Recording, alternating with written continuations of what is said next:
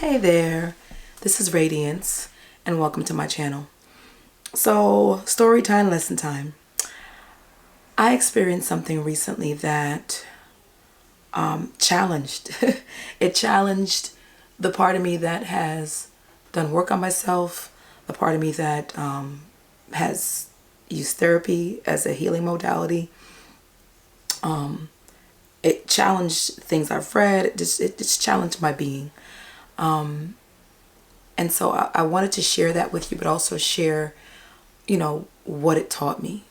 And so I'm actually really grateful that this experience happened because it had me feeling about how we treat each other as mothers, as daughters, as husbands, as wives, as sisters, as co-workers, just as human beings, right?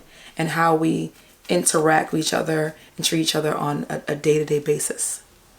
So,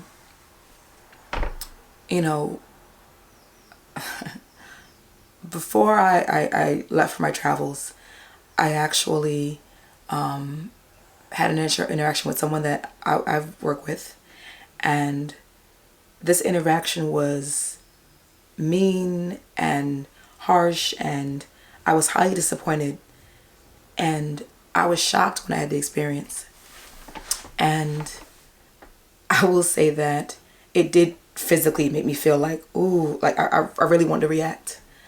But once I calmed down, I then realized that, there was a lesson in this. So I want to share that with you. So after this circumstance happened, and I'm going to share this with you, it was brief. It literally was a few moments. It wasn't very long, right? It's almost like someone going like that, or, someone bumping you by mistake, or something like that, or kicking you or bumping into you, right? It was pretty much that quick. It happened really fast. But obviously, because we're humans and, we have all these things, physical, mental, spiritual. Sometimes we will go through something that only took a moment, but then we carry it on for an hour, for a day. We keep carrying it on. And that's why I want to share this lesson, because I've spoken before about this, about holding on to things and why it's best to let it go. So anyway, the circumstance happened quickly. When it happened, my natural reaction was to do something, right? I almost wanted to lash out or jump or physically at that person. Because honestly, I was taken aback. And here's the thing, we're physical beings. We're spiritual, yes, but we're physical, right? We're physical. And I feel like not much bothers me. I really don't get bothered by a lot. But I still am human, and I'm still growing, I'm still healing. And so I would say when it happened to me, I was just like, ooh, like my humanness came out, right? And I wanted to, react. Now I'm gonna say this, it doesn't matter how evolved we are or spiritual we are. If someone were to come in and slap you, a lot of times that spirituality, that comments, whatever, it goes out the door, right? We all have that in us. So immediately, back to the story, immediately when it took place, I was upset. I was pissed. And I was ready to fight.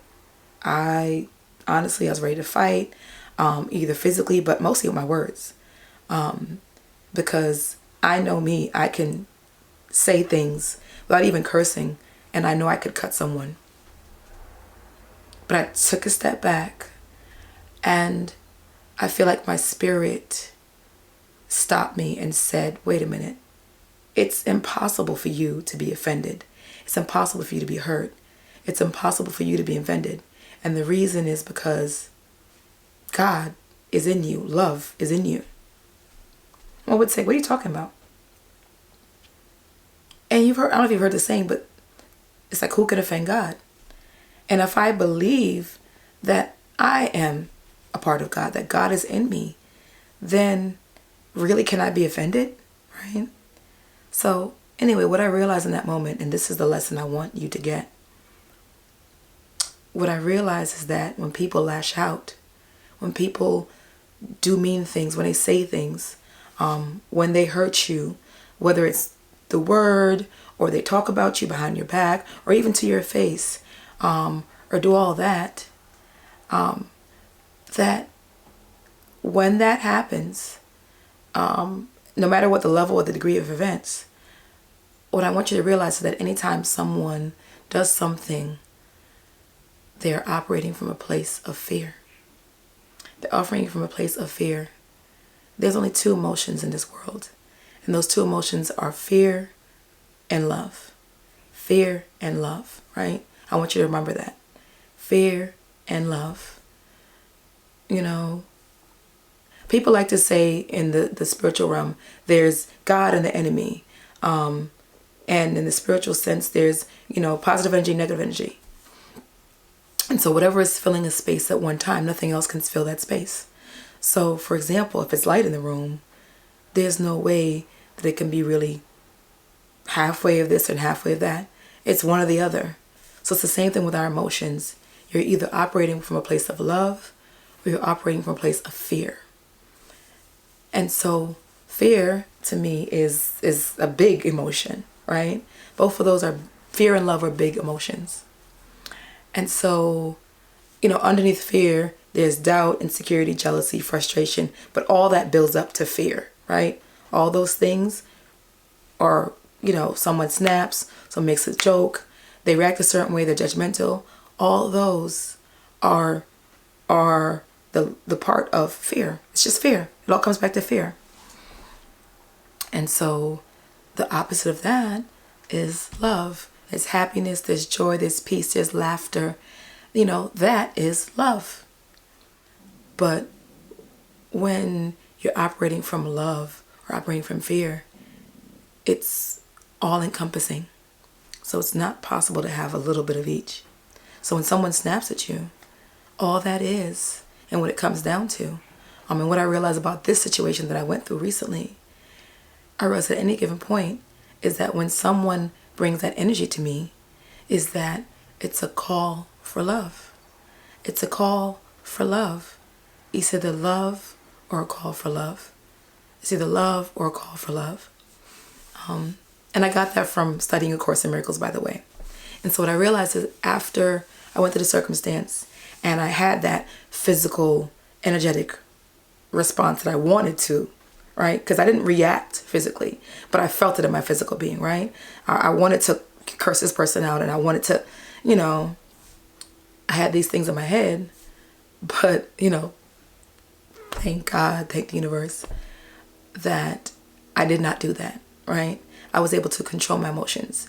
When you get to a point where you can control your emotions, when you control the emotions as opposed to letting your emotions control you, when you own your emotions and step back, you can then say, you know what? I realize that was really ugly what the person said. It was offensive. But that person, that was a call for love. And that person, needs help. Now, I'm not saying that you told excuses. And sometimes a person looks a certain way. Their hair looks great, the car looks great, the clothes look great. But it doesn't matter how the person looks. The energy they're giving out is showing you that they're operating from fear, and that is coming from within, right? The only things that can come from within you are things that are in you. Think about it. The only things that can come from within you are the things that are in you.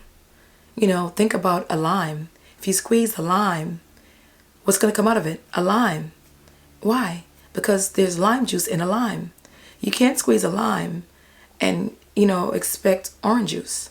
Same thing with a person. If you squeeze a person, if life squeezes a person, when pressure happens, when someone walks in a room you don't like, when someone offends you, or you just have an attitude, or maybe it's the time of the month as a woman, or you've been through a lot of stuff, or you're tired, you're spiritually tired, you're physically tired, you're mentally tired, your kids made you mad, they're frustrating you, you're going through a breakup, you're going through a divorce, whatever it is, when life squeezes you, if anger comes out, if retaliation comes out, if screaming comes out of you, if crying comes out of you, if calling names comes out of you, if you insult comes out of you, right?